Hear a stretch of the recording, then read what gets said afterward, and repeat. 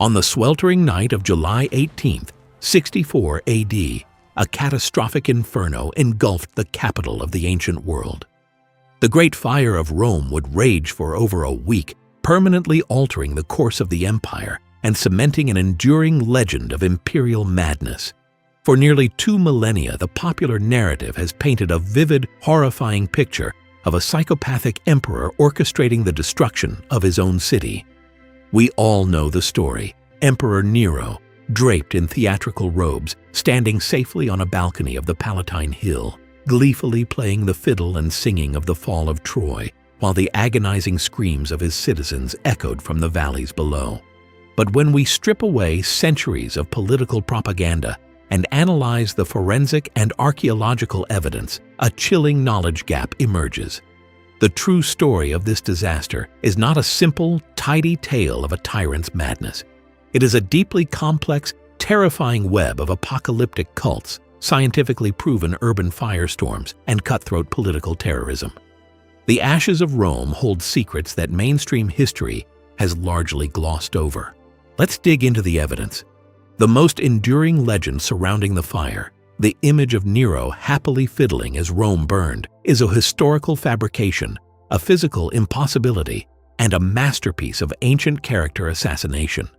To begin with, the fiddle or violin would not even be invented for another 1,000 years.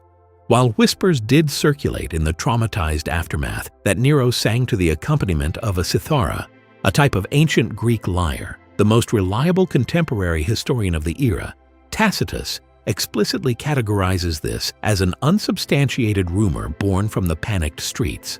Furthermore, forensic timelines prove that when the fire first broke out in the crowded labyrinthine stalls at the southeastern end of the Circus Maximus, Nero was not even in Rome. He was at his coastal villa in Antium, modern-day Anzio, roughly 35 miles away from the heat and the chaos. Instead of reveling in the destruction from a balcony, the historical record shows that Nero actually rushed back to the capital and organized a massive, unprecedented relief effort. He paid for emergency supplies entirely out of his own pocket. He slashed the price of corn to a fraction of its cost to feed the displaced masses. He opened vast public buildings, the Campus Martius, and even his own private, luxurious imperial gardens to shelter the hundreds of thousands of newly homeless Roman citizens. Modern historians largely attribute the arsonist myth to the severe political biases of ancient writers like Suetonius and Cassius Dio. These men were writing decades or even centuries later under the Flavian and Severan dynasties. Those subsequent regimes had a vested political interest in thoroughly tarnishing Nero's legacy to legitimize their own bloody rise to power. This brings up a fascinating question about how we consume history today. Do you believe these ancient historians intentionally lied to serve the propaganda of their new emperors? Or were they simply recording the terrified, paranoid rumors of the Roman streets? Let me know your stance in the comments. Propaganda or paranoia? To understand how a localized fire crippled the greatest empire on Earth, we have to look past the palace intrigue and examine the terrifying architectural reality of first-century Rome. The academic community overwhelmingly blames the catastrophic scale of the fire on disastrous urban planning and incredibly adverse weather conditions. The fire started in merchant shops storing highly flammable bulk goods, most likely vast quantities of olive oil and grain.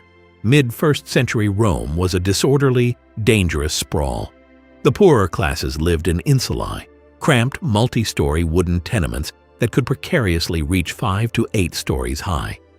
These massive, fragile buildings overhung narrow, winding, unpaved streets, creating a continuous suffocating canopy of combustible material that allowed the fire to jump easily from block to block, roof to roof.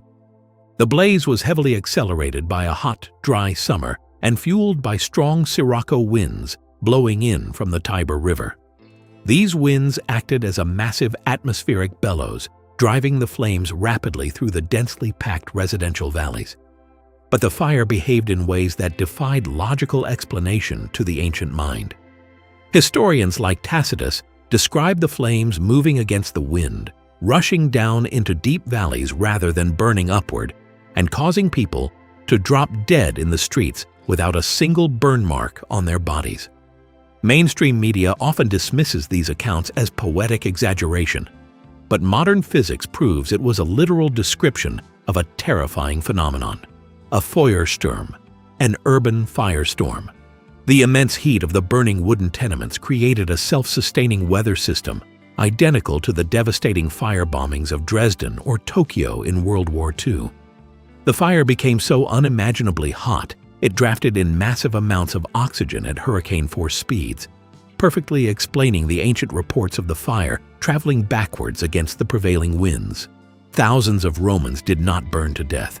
They were the victims of this firestorm's horrific byproduct. The blaze consumed all localized oxygen and released massive amounts of superheated carbon monoxide.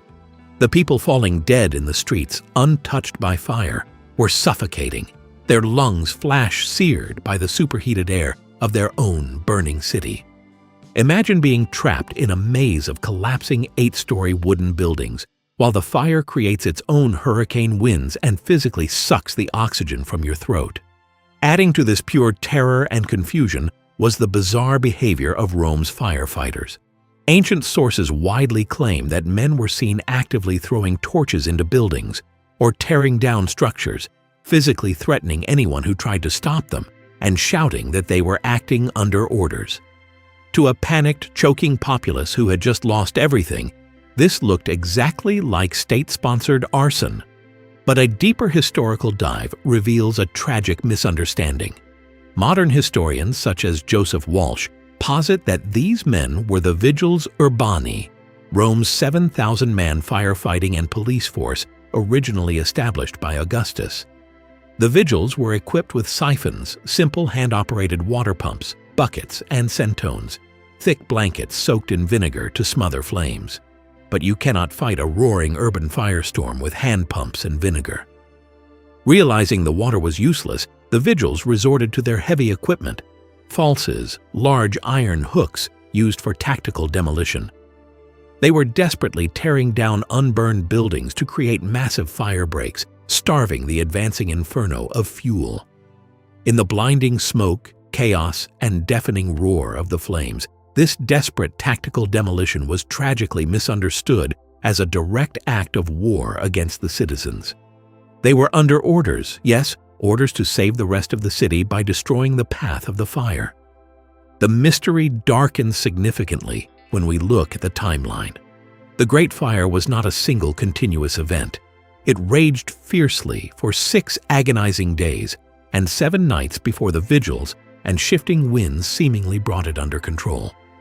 The city breathed a collective sigh of relief, but then it mysteriously reignited in the Emilian district and burned for 3 more days. This second outbreak is what heavily fueled the conspiracy theories that ultimately doomed Nero because of precisely where it started. On the sprawling estate of Tigellinus, Nero's ruthless Praetorian prefect and his absolute closest political ally. Why would Nero, if he were clearing land, intentionally burn his own best friend's property? This leads us to the Pisonian sabotage theory. Just months after the ashes cooled, the Pisonian conspiracy was uncovered.